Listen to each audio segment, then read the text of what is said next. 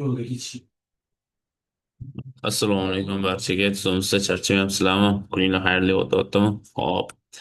Bugundan Xudo xohlasa birinchi videomizni boshlaymiz YouTube uchun. Bunda nima bo'ladi? Men o'zim shaxsiy blogimni yozishni boshladim. Bunda tak IELTS 90 kun challenge degan narsa ochdim. Shu 90 kun challenge bo'ladi. Что 5 yildan beri, 5 yildan ko'proq vaqtdan beri ingliz tilidan dars berib qo'yapman. IELTSdan dars berib qo'yaman. Juda ham ko'p o'quvchilar yuqori natijadan qo'lga kiritganligi sababli texnikalarni sizga ko'rsatib boraman. Va shu bo'yicha nima qilamiz? Ya'ni challengedan как sizlar ham a'zo qo'shilsanglar xursand bo'laman. Sizlar ham birgalikda mana shu challenge davom ettirib turib, kamida 6,5 yokida 7 undan yuqoriroq bo'lgan ballarni olishlarni ehtimoli juda ham yuqori bo'ladi. Bu narsani challenge o'zimga qo'yganim sababli, ya'ni shuncha 5 yildan ko'p tajribada yig'gan bilimlarim, ko'nikmalarim boshqalarga manfaatli, foydali bo'lishi, foydalarni kengaytirish maqsadida mana shu narsani YouTube, Telegram hamda Instagramdan hop, bugungi darsimizda ya'ni IELTSdan to'g'ridan to'g'ri boshlaymiz. Birinchi darsimizda IELTS haqida hammada yetarlicha informatsiya bo'lsa kerak. Что to'rtta section bo'ladi: listening, speaking, writing bo'ladi. Writingda sizlarga ikkita task yozishlik kerak bo'ladi bir soat ichida. Biz sizlar bilan writing task 1dan boshlaymiz.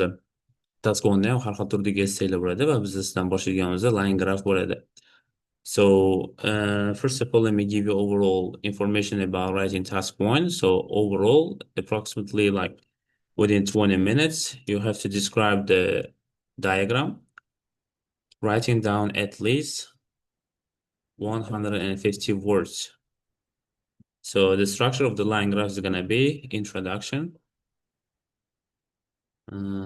overview, body one, and body two.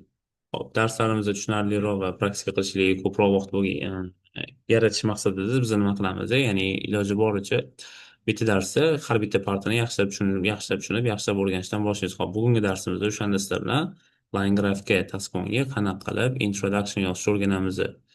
Line graph nimaligini bilmaydiganlar uchun ko'rsatib ketaman. Line graph degani bu yoqdan ko'rsanglar bo'ladi.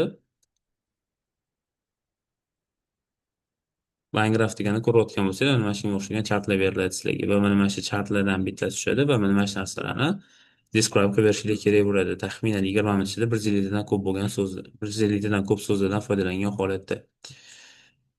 Xo'p, hammasini etapni tushuntirib ketaman. Boshida nimaga e'tibor berish kerak, nimasiga qarash kerak, nimasini describe qilib berish kerak. Hop, misol uchun mana bu bitta sample'imiz bor. Bizani ko'rayotgan bo'lsanglar, mana shu narsa line graph deyiladi. Nimaga line graph deyiladi? Chunki berilgan sizlarga berilayotgan uказательlar liniya ko'rinishda bo'lganligini hisobiga line graph deyiladi. Va обязательно tepasida birinchi gapi doimgi topika bo'ladi. Ya'ni mana shu grafika nimani описывать qilib berayotganligini ko'rsatadi va tagidagi bu zadание hisoblanadi. Va uni tagida o'sha ko'rayotgan bo'lsangiz diagramma bo'lyapti. Mana bu yerda o'zi ham yetib qo'ygan write at least 150 words. Bu degani eng kamida 150 ta, lekin undan ko'p yozsanglar ham bo'ladi. Va biza bugun sizlar bilan ishlaydigan narsamiz, ya'ni introductionga nima yozamiz? Biza introductionda nima qilib berishimiz kerak bo'ladi? Berilgan topikka you have to paraphrase the given topic. Berilgan topikka paraphrase qilib berishimiz kerak bo'ladi. Paraphrase degani nima degani? Paraphrase degani bu umumiy значениясini, meaningni o'zgartirmagan holatda boshqacharoq so'z, boshqacharoq strukturalardan foydalangan holatda ochib berish paraphrase deyilar ekan. Ya'ni sizlar yozgan narsanglar ham, mana bu yerda berilgan narsa ham har xil bo'lishiga qaramasdan, ikkolovini ham ma'nosi bitta bo'ladi. Misol uchun, mana birinchi grafikani o'qiydigan bo'lsak, the line graph below shows the percentage of tourists to England who visited for different attractions in Brighton. Berilgan line graf ko'rsatuvchi turistlar protsentini kimki Angliyadagi to'rtta turli xil attraksionlarga tashrif buyurgan, Britaniyada joylashgan. Va mana bu yerda ko'rayotgan bo'lsanglar, to'rtta turli xil attraksionlar liniyasi bor. Art Gallery, Pavilion, Pier and Festival bo'lyapti. Bu yerda ahamiyat berishimiz kerak bo'lgan narsa yana bittasi sonlar. Mana bu yerda kolleksiyalar har xil ko'rinishda beriladi. Bir xillada tam million beriladi, bir xillada protsent beriladi, bir xillada gram, tonna, ya'ni bu grafikaga qarab o'zgaradigan narsa hisoblanadi. Bu yoqda protsent berilganligi hisobiga protsentda yozamiz, boshqa so'zlarda yozolmaymiz. Va introduction yozayotganda paraphrase qilishimiz kerak. Birinchi bo'lib nima qilamiz? Ya'ni ketma-ketlikda, ya'ni oddiy formada yozib ko'ramiz, keyin sekin kuchaytiramiz. Birinchisi oddiy hamma bilgan narsa, hamma aytadigan narsa, bu nima qilish? Shunchaki sinonimga o'zgartirib tashlash.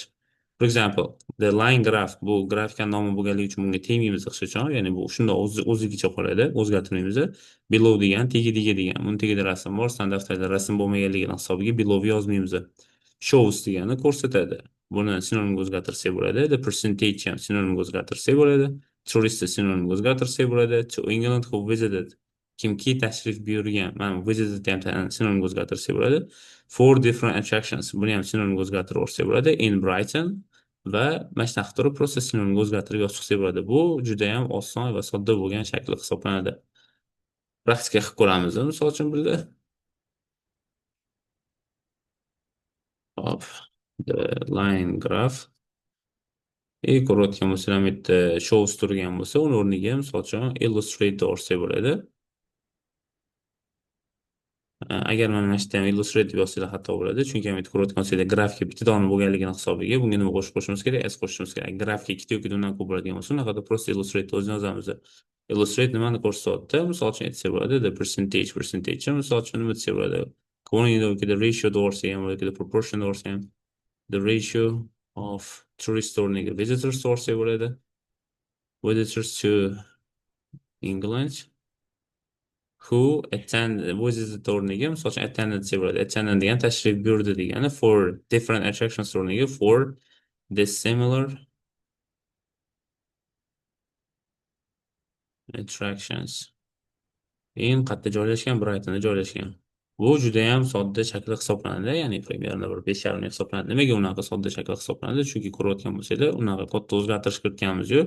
Shunchaki berilgan bir ikkita so'zdan, ya'ni ключевой so'zdan o'zgartirish mumkin bo'lgan so'zdan sinonimga o'zgartirib chiqdik.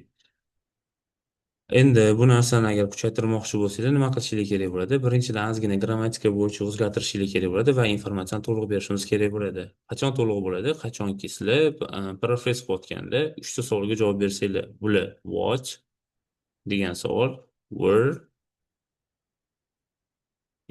when degan savollarga to'liq javob bersanglar, bu уже nima bo'ladi? Paraphrasinglar juda ham mukammal shaklda bo'ladi. Va nima qilsak bo'ladi? Уже praktika qilib ko'ramiz mana shu narsani. Misol uchun aytamiz, the line graph hop ko'rsatyapti, ya'ni boshqacharoq o'tsa bo'ladi. Ya'ni bu sizga juda ham yaxshi imkoniyat bo'ladi so'z boyligini oshirib olishga. The quantity of visitors va shunaqa grammatika qoida bor. Visitors to England, mana bu yerda ko'rayotgan bo'lsanglar, who attended berilgan. Mana shunda agar mana who ni olib tashlab, mana buni verb ing qo'shsanglar ham bo'ladi. Ikkovining ma'nosi bir xil bo'ladi. Who attended yoki attending desanglar ham bo'ladi. Endi for dissimilar attractions, ya'ni to'rtta turli xil attraksionlar. Bizda mana bu yerda were degan savolga javob berishimiz kerak. Agar berilgan kategoriyasiga to'rttagacha ham bo'ladigan bo'lsa, bitta, ikkita, uchta, yoki to'rtta bo'ladigan bo'lsa, sizlar hammasini nomini yozib chiqqaninglar yaxshiroq hisoblanadi. Ya'ni bu aniqroq berishga, ya'ni clear qilib berishga yordam beradi. Ya'ni who attending qayerga? Art gallery,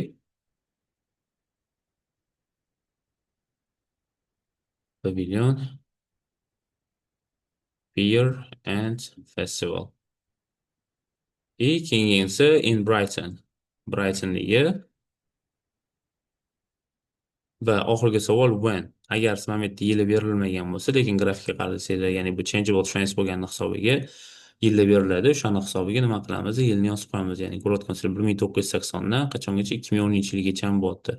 Yil berilayotganda faqat ikkita strukturadan foydalansanglar yetadi. Ya'ni juda ham ko'p anaqa ortiqcha narsani yodlab olishingiz shart emas, chunki yil yozib berishingizni qarab turib baho qo'yilmaydi. Agar sizlarga from to bilan berilgan bo'lsa, for example, from 1980 to 2020 2010. Agar from to bilan berilgan bo'lsa, shunchaki nimaga o'zgartirib qo'yamiz buni? Between andga o'zgartirib qo'ysanglar bo'ladi. Agar between and berilgan bo'lsa, unaqada prosta from to o'zgartirib qo'ysanglar bo'ldi. Yilni o'zgartirishinglar yoki qanaqadir uzun so'z over the span of the period shunga o'xshagan narsani yozishinglar baribir unaqa bayonlarni ko'tarib bermaydi. Ko'rayotgan bo'lsanglar, mana birinchi shaklimizda bu juda ham sodda shaklda bo'ldi. Ya'ni yangi o'rganish uchun juda ham praktika qilishga oson, tushunchani oshirish uchun. Birinchisi nima bo'ldi? Shunchaki sinonimlarga o'zgartirib chiqamiz va ikkinchi etapida уже nima qilamiz? Ya'ni kengaytirib va clear, ya'ni точныйroq turib apisiz qilib beramiz. Asosan nima orqali? 3 ta savollarga javob berish orqali. What, where and when degan savollarga javob berish orqali. Va mana shunga tayyor shaklda bo'ldi. Xudo xolisa bugungi darsimiz mana shundan iborat edi. manfaatli bo'ladi degan umiddaman va keyingi darsda уже introductionni o'zini boshqacharoq struktura, ya'ni ikkita liniya bo'lganda qanaqa bo'ladi, qanaqa taqqos sababli siz qilib bersa bo'ladi yokida yili o'tgan zamonda emasda kelajagiga predikt qilayotganda, ya'ni taxmin qilayotganda qanaqa bitib berish kerak bo'ladi, shunaqa kerakli frazalarni va kerakli strukturalarni o'rganamiz. Video manfaatli deb topgan bo'lsangiz, layk bosishni sizdan chiqazmang и o'rtoqlaringizga tavsiya qilishi va ular ham manfaatdor bo'lishiga hissangizni qo'shishingizdan xursand bo'lib qolardim. Rahmat. Assalomu alaykum. Xavfsiz bo'ling.